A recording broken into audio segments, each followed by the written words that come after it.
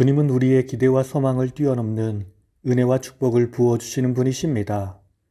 오늘 우리의 삶이 우리의 기대에 몸비치는 삶이라 할지라도 주님은 반드시 그 모든 것을 뛰어넘는 복을 베풀어 주실 것입니다. 이 믿음으로 주와 동행하며 승리하는 복된 하루가 되길 기도합니다. 오늘은 말라기 서론을 살펴봅니다. 말라기 서론.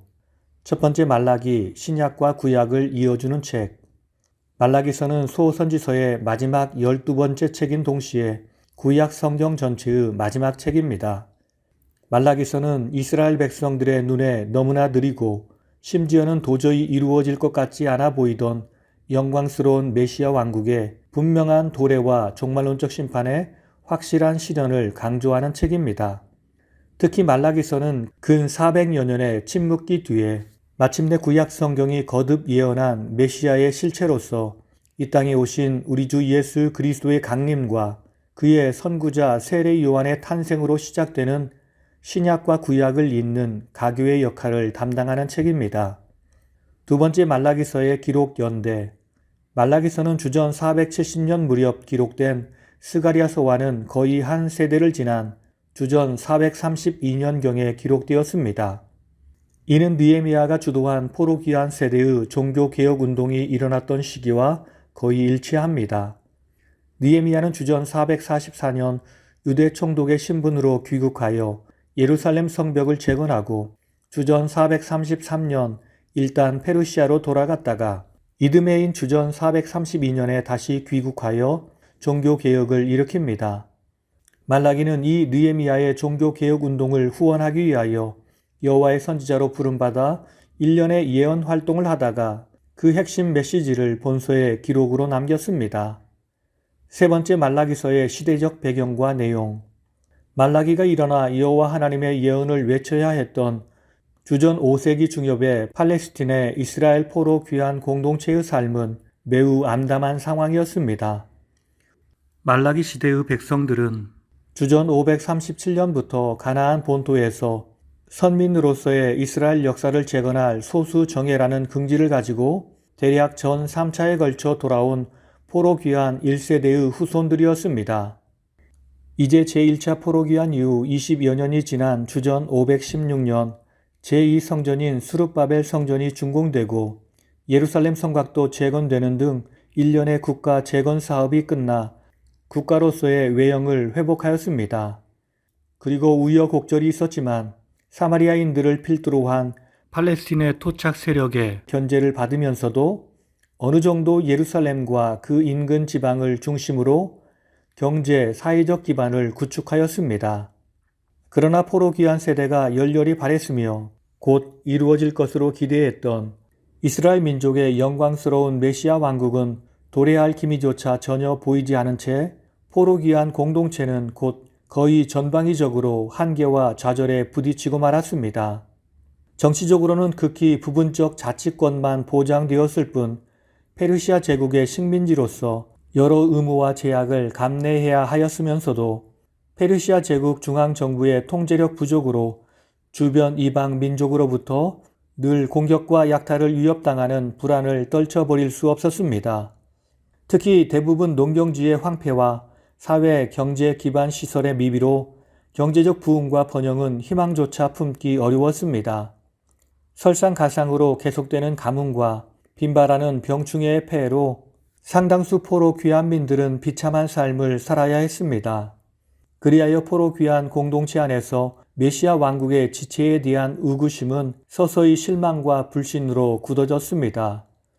이제는 경건하게 하나님의 말씀에 순종하는 선민으로서의 삶을 추구하는 사람은 하나둘씩 사라져가고 그저 당장의 세속적 쾌락과 안위를 얻기 위하여 온갖 불의를 일삼는 자들만 늘어났습니다. 더욱 기막힌 사실은 포로 공동체 구심체로서의 백성들의 신앙과 삶을 지도해야 할 제사장들이 앞장서서 여호와께 바쳐진 제물을 빼돌리거나 좋은 제물을 자신들의 배를 먼저 채우고 여호와께는 병든 제물을 바침으로써 여호와의 제단을 더럽히는 등 앞장서서 영적 타락을 주도하였습니다. 그리고 거의 우상 숭배에 가까운 혹세 무민과 기복신앙적 형태를 조장하여 여호와 신앙의 본질을 훼손하여서라도 먼저 자기들의 이익을 추구하는 일에만 몰두하였습니다. 이런 상황에서 일반 백성들이 신앙생활을 소홀히 하고 여호와의 율법을 망각하는 것은 오히려 당연한 일이었습니다. 그리고 선민 사회의 기반인 가정의 순결마저 파괴되어 여호와 경배와 율법의 순종 서약 등의 개종을 전제하지 않은 이방인들과의 무분별한 통혼은 물론 가정폭력과 부당한 이혼 등이 거리낌 없이 자행되었습니다.